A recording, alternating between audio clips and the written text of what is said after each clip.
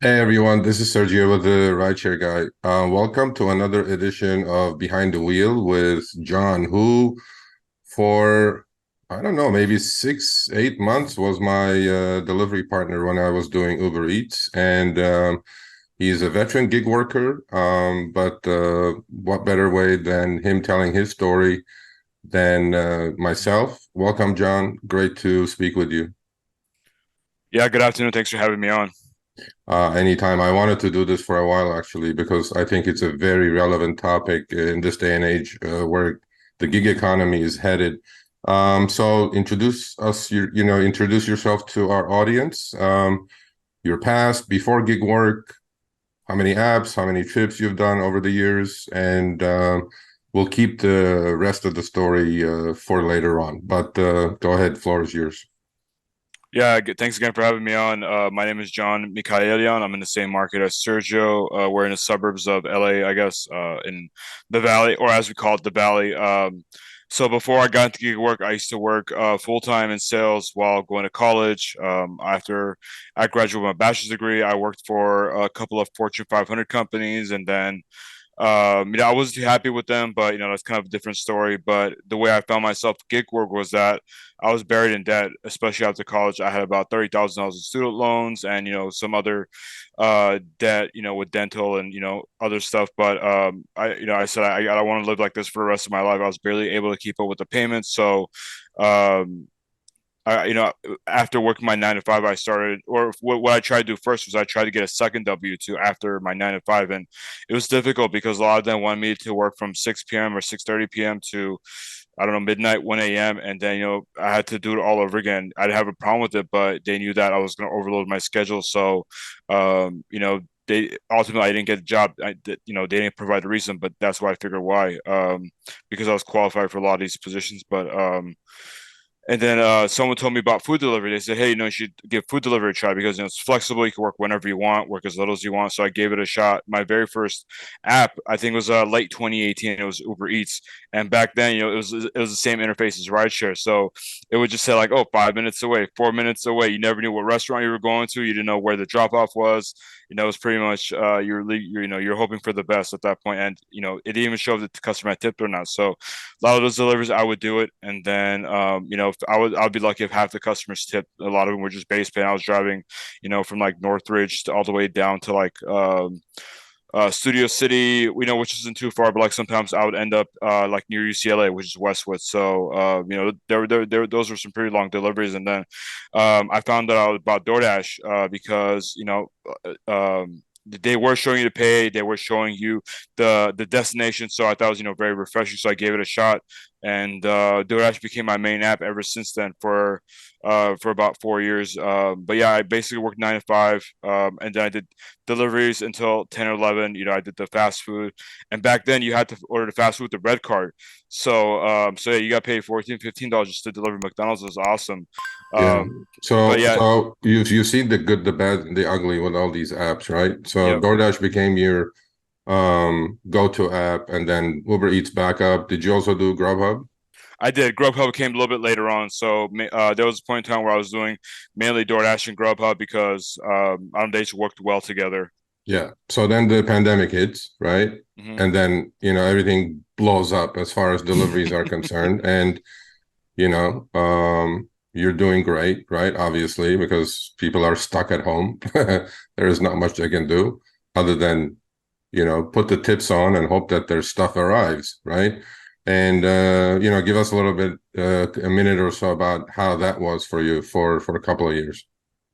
Yeah, during the pandemic, I knew it wasn't sustainable, so I worked as much as I can. I knew that let me take advantage of it. Let me go make some money out there. While I still can, use it to for my savings, to fund my brokerage account, my retirement, all these goals that I had for myself. And it was a scary time because as you know, in California, we weren't allowed to go inside. A lot of these restaurants had tables outside, just pick up and go.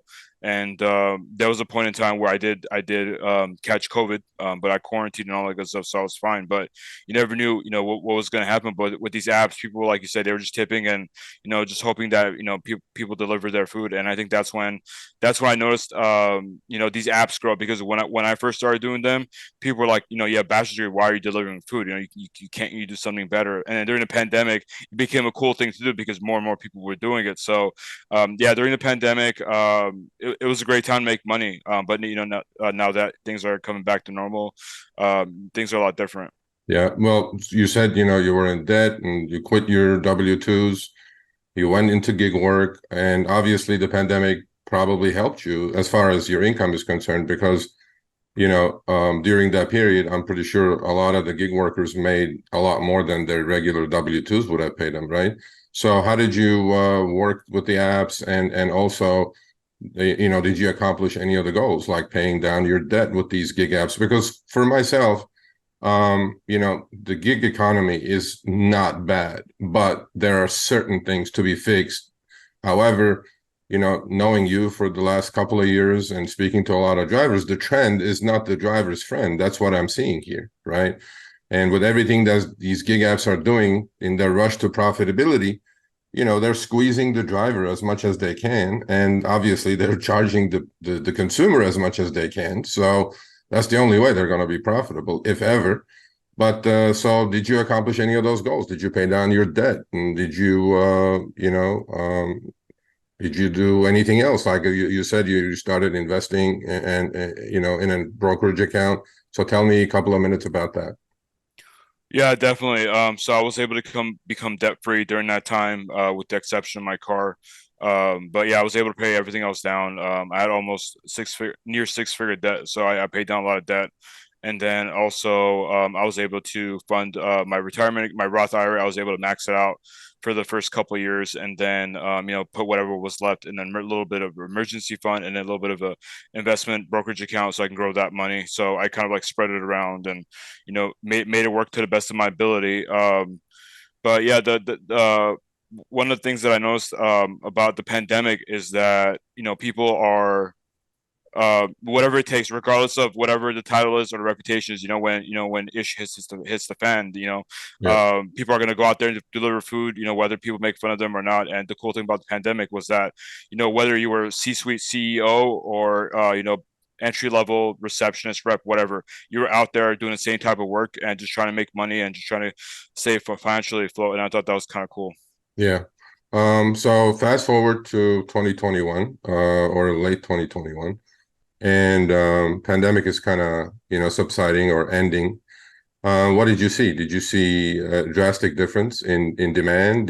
What did you see as far as DoorDash and Uber Eats are concerned? Yeah, so one of the things that we've talked about is that for me, I've always tried to deliver the bigger orders. So there's a couple of hot spots that we know about that I've always kind of just sat there and declined. And I know a lot of drivers don't like that or they don't agree with it, but that's how it became profitable. Yeah. But one of the things that I noticed was that it was about the same amount of drivers, more or less, but the demand was slowly starting to come down, and it's almost like something had been stretched out, but Yeah. it had to return to its form. So you had demand coming down, and then the same amount of drivers, or maybe even more. So I started seeing less and less orders, especially when it came to like the DoorDash drive orders, the large order program, and all that stuff. Yeah. And that's when I knew that things were changing. I had to change as well. Yeah. I mean, we certainly met, about that time, and then I was giving deliveries a try myself. And I mean, I was a newbie, and then I certainly learned a ton from you, obviously, being the veteran that you are, and you gracefully shared every little, tidbit for a newbie like me. And then I tried to get you into rideshare, and we're unsuccessfully, I might add, because I kept, I figured this out that I mean, I wish I had delivered during the pandemic at the peak times, because then it would have been like shooting fish in a barrel. But when I started, it was already slowing down. There were so many drivers out there. And to me, it was like, wait a minute, what am I doing here? This is not profitable. Well, it was profitable, but for the hours that you're out there, if you did rideshare, you would have made a lot more money because the demand on rideshare is constant almost. And but so then we do remember, right, our days of being out there at the same spot and talking about this and talking about the benefits of gig work, and how a lot of drivers are doing this without understanding their costs, right? And a lot of people who do accept these $2 minimum base fare orders are not making money. They're not profitable. But then, you talk to me a little bit about that. Like, as a driver, what were you paying attention to? What were your matrix? Yeah, it's a really good point you brought up there. I remember we when we were in the parking lot waiting for orders, we would talk about Prop 22 and how it was hurting drivers. And when the minute I saw Prop 22 and how I was going to pay 20 plus dollars for every active hour, I'm like, this is it. People are going to start taking crap offers, and people are going to start tipping less. And that's exactly what happened. We saw, I mean, the orders were still there, but the payouts weren't as high. We noticed, tips go down, and then these apps start facilitating the good orders, or some of the good orders, to the drivers who were taking the crap orders. So I think that's when food delivery really changed in California, when Prop 22 came out. And we also talked about how we used to see drivers come in and rush to grab their order and yell at restaurant staff. And Yeah. we would try to educate them. We were like, what, you're getting paid for every active hour. Just chill out, have a coffee, take a smoke break, Yeah. whatever. Just take your time with it. And people, they still don't understand it. So you know they a lot of drivers ask for Prop 22, but they still don't understand how it works. So, but that's a different story. Yeah, that's a totally different story. But we also, when we were obviously chilling out at our, certain hotspots and Our talking all honey about holes. this. Yeah, I mean, those were good days, man. I remember those. I still deliver, by the way, as you know, but not as much as before, because I went out the other day, the demand is completely dead. I mean, I had my app on for 2 hours, I got one order. I was like, this is bad. This is, if you're doing, if you're depending on this as your full-time livelihood, right, or income, you're in trouble, right? But before, we get into the trouble part and what you saw, a mile away, right? Saw the writing on the wall, as they say it. Talk to me a little bit about the trends that you've experienced, from hiding tips to actually including tips in your base fare, to all these shenanigans that they play, and what your opinion is of these apps. That why do you think they keep doing this? I mean, obviously they can, because they own the app, but to me, it really seems like we're at a breaking point here, right? I mean, I don't think they can pay any less than $2 or $1.50 per order on minimum base fare orders. And basically this gig has become working for tips. Do you agree? Yeah, I agree. In terms of Prop 22 does help out a little bit, but again, if you're driving a lot, then it won't cover all of your expenses. Yeah. And so talk to me a little bit about your experiences from 2018. If you can give me like a snapshot of what you experienced as a driver, right? The games that they play, the gamification and the gamblification that we endure when we're out there with the colors, with the bells and with the whistles. Talk to me a little bit about, a couple of minutes about that, what you experienced, and the trend, that you experienced. Yeah, definitely. One of the things that, I explained earlier how I went from Uber Eats and Doordash. When I started using Doordash, and I don't know if it's because I'm a marketing guy and sales guy, but the first thing that popped out to me was the different colors. Like if your acceptance rate was low, it would be in red. If you had a really high customer rating, it would be green. And I know they were trying to mess around with the driver's psychology and some type of manipulation. But like you said, they're hiding tips. But when I first started, there wasn't really much tip hiding, because when I started, late 2018, I think what they were doing like a tip pool system where, you got paid, it was a minimum. So back then, I think we didn't see anything below 550. So, like sometimes I'll be at the Chipotle on Reseda, near CSUN, and I'll get stacked, triple stacked. So like sometimes I'm doing like 3 or 4 miles for $18. It was awesome. Yeah. It was very consistent. And then, obviously in the pandemic, people started tipping more. And, but one of the interesting things that I saw was that in 20, I think it was September 2019, when they got sued and the lawsuit had been settled, they actually started showing full payouts for about 2 3 weeks. Like they weren't hiding any tips. It was the best time ever. But Yeah. I think they were experimenting something, because they had gotten sued for hiding tips, and I think they realized that drivers were cherry picking all the good ones, and so they went back to hiding tips. And then the pandemic, for me, I learned my market. I knew what neighborhoods were the good tippers and which weren't. So I would I would basically line up like the good restaurant with like not the perfect, but the good tipping areas, and I would just do those orders, because back then, you didn't get put on pause, or you weren't punished for declining orders, unlike you are now. So Yeah. I definitely took advantage of that. Yeah, as you know, we interviewed Tony Shu on our channel a couple of weeks ago, and I don't know if you had a chance to watch it or not. I did. Okay, so give me a couple of minutes about what you thought about what he said. I mean, these things are not easy to set up. Like we have David Risher, who's the CEO of Lyft, is going to come on show me the money, and we're negotiating. Obviously, these things are not easy to set up. I don't see too many channels interviewing CEOs. You know what I mean? And then almost for the channel, there is no win-win situation here, to be honest with you, because everybody's expecting for us to hammer the CEO of a multi-billion-dollar company. I mean, it doesn't work like that, right? I know he may be this, he may be that, but you have to show the respect that they deserve because he's the CEO of a $50 billion company. So, what did you think about that interview? What do you think about what Tony said? Yeah, a really good question. First and foremost, props to Harry and his team for getting Tony Shu, the CEO of Doordash, on the channel. I think that's already a win right there by Yeah. itself. But I thought it was a really good interview.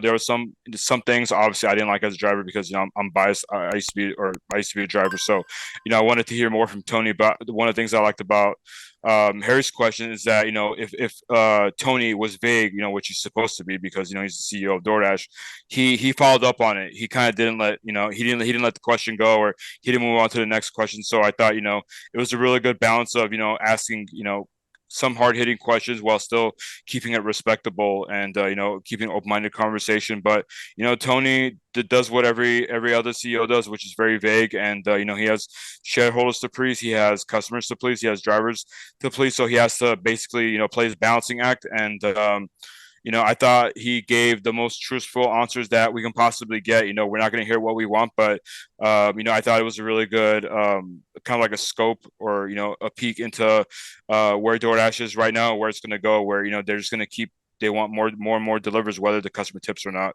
Yeah, I agree with you 100%. I mean, they did over 500 million deliveries last quarter. That did not happen by me and you cherry picking. We know how we work, but that did not happen by cherry picking. But now I want to, forward a little bit more as far as timeline is concerned.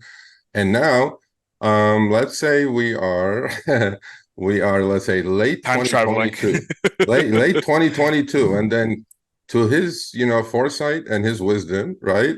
Mhm. John has been doing this for a while and he saw the writing on the wall. So what was this writing that you saw on the wall and you left me all alone out here now? What happened? Yeah, back I would say yeah, you're right. About September, October 2020, that's when I noticed that a lot of the large orders that I was getting, because I used to get 15, 20%. Like, I used to have a joke where, like, if I looked at the subtitle on the DoorDash app, I would say multiply that by 12.5%, and you get your exact tip because that was what DoorDash was recommending. But in October of 2022, that's when I started seeing an average of 10%. Tips or below. Some were 7%, 6%, and I knew that's when things were changing. And also on top of that, demand was going, or there were more drivers, so I guess they were spreading out the larger orders, to get all the crappy orders delivered. But as time went on, it got worse and worse. I got less and less orders that were what I consider to be profitable because you and me, we don't take $6 orders all day long. We don't do $6 here, $7 here, $8 here because that's how you wear yourself and your vehicle. Yeah. Your car expenses goes up because you're putting more mileage on your car, your tires are getting worn out, more oil changes and all that good stuff. So that's not what I wanted to do. And as time went on, I realized that that's what it was coming down to, and that's when I made a change. Okay, so tell us a little bit about the change and I know what it is, but in your own words, you gave us the reason why you decided to make the change. And it's like a full circle now, right? So going from W-2 to independent contractor gig work, and then now we're back to what? We're back to a full time W-2 because as much as I love freedom and flexibility with the gig apps, I knew that I would have to work 6, 7 days, or I was working 6 days a week, and I didn't have freedom and flexibility. And so now with the full time W-2, I actually work less and I make more than I did in the gig economy. Because I get paid by the hour, not by the active hour. So Yeah. whether I'm talking to a client for half an hour or driving from one business to the other, I'm getting paid for it, and I work a lot less. And although I can't just get up and tell my manager, hey, I'm going to go home at 2 p.m. today. Yeah. I also know that I don't work nights and weekends, so it's been a nice change of pace. Yeah, but also it's a pivot, right? So, Mhm. you pivoted from W-2 to gig work because it was, better pay, obviously, with the flexibility and freedom. Yeah. And then you pivoted again. I mean, this is the most important thing. If the audience doesn't get anything out of this, I know we're going to get a lot of pushback saying that, oh, I will never go back to a W-2. You know what? Some people should go back to a W-2 instead of foolishly hanging on to something and yearning for the days past. Those days are not going to come back. I mean, these companies are going to do whatever they're going to do to be profitable. But to his credit, John saw this, right? So he saw, that his W-2 wasn't getting him anywhere, and he switched, which is called a pivot. And then he saw after 4 years that these gig apps were getting worse and worse in pay, and his time is money. And what did he do? He pivoted again. He went back to a W-2. Doesn't mean he's not going to do deliveries ever again. He may even be doing deliveries, on a super part-time, which John, think at this moment of the gig economy, that's what the gig apps are for. There was a time to do this full time. There was a time to do that, and I enjoyed that in 2015, 2016. Now I think it's a perfect side gig for somebody to make a couple hundred, $300 extra a week. Yeah, that's a really good point there. Also, one thing I wanted to add was that there was a lot of downtime in between orders. Like let's say I got that large order, $25-$30, from California Pizza Kitchen or whatever, going to like a medical office. I probably got like that order and like a $6 order for lunch, and that was it. So I made like what, $30 for lunch, and then I would take my laptop with me and either sit in a car, sit at Starbucks, and get other work done to try to make the most of my time. But I said, you know what, I could do this. I could do this work at home. I don't have to be out here and sitting in my car, sitting at Starbucks and not wasting my time. But I could be definitely be using my time in a better fashion. So it was the downtime, and then not making enough. That was the nail in the coffin for me. Yeah. And so how's the W-2 going? Enjoying it? Obviously you have benefits. Obviously you have car reimbursement or expense reimbursement when you're driving. See, this is the difference when people reject that constantly bring up flexibility, freedom. He's getting a lot more than don't just look at the hourly. If you add up all his package, he's double of what a gig worker is making, and he has rights, he has benefits. So when people continuously reject and bring up the flexibility and freedom at the gig game right now, I don't think there is any flexibility. I think you really, really need to work twice as hard to make the same money you were making a couple of years ago. So the flexibility is out of the window, right? But talk to me a little bit about your W-2. You're enjoying it? Are you doing fine? Give us a little update on that. Yeah, it's been great because I get to talk to small business owners every day, and it's good because we maintain a professional business relationship, but also sometimes we make small talk over how are the kids, or how's your son doing in school, those types of things that kind of take your mind out of work. So and it's a slower pace because with delivery or rideshare, you're constantly like in the go go go Yeah, moment, and your mind is on overdrive. But when you're and you won't realize this until you get paid hourly, like not active hour but actually hourly. You can relax, you can slow down and say, hey, you know what? I'm doing the best that I can. I'm working at the pace that I want. And one of the things I like about my job now, that kind of also applies to gig workers, I don't have a boss breathing down my neck. Like, yeah, we do talk over the phone sometimes, or via email, and we do have to communicate, but I'm not there in front of a desk every day. My manager coming to me and bugging me about, oh, are you going to get this done? So yeah, it kind of does feel like gig work in a way, because I'm driving around my territory and going from store to store, talking to business owners. So if you want to go get a W-2, and you don't want a boss bring down you, like there's a lot of options out there. You have to be stuck in an office all day if you don't want to be. yeah. I agree with you 100%. And I think, coming from a veteran gig worker like John, for him to quit what he did for 4 years and go back to a W-2 probably was painful initially, but he made the decision. He saw the writing on the wall. And then again, he's as happy as he was doing deliveries. And then, would you ever go back to deliveries full time? Yeah, full time I can't. Maybe part time, but full time it's not enough to pay my bills anymore. Yeah, yeah. And so in our remaining couple of minutes, the floor is yours. Give some advice to people who are kind of hesitant to go from gig work to back to a W-2 that they used to be, because their pushback is the same thing. I don't want a boss. I'm free. I'm doing it whenever, wherever I want to do it. Is that so? Is that really so? I mean, obviously you had massive W-2 experience before gig work. Then you did enough gig work to be called a veteran driver, right? I would bet John was top 1% driver in our region. And then now he's back to a W-2. So he's made this call in his life to go where the money is. And he saw it and he did it and he's happy about it. So give some advice about this transition that you experienced over the last, I don't know, 10 years of your life. Yeah, if I was to talk to gig workers in person right now, I mean, I guess I'm talking to them virtually, so I'll give the same advice. But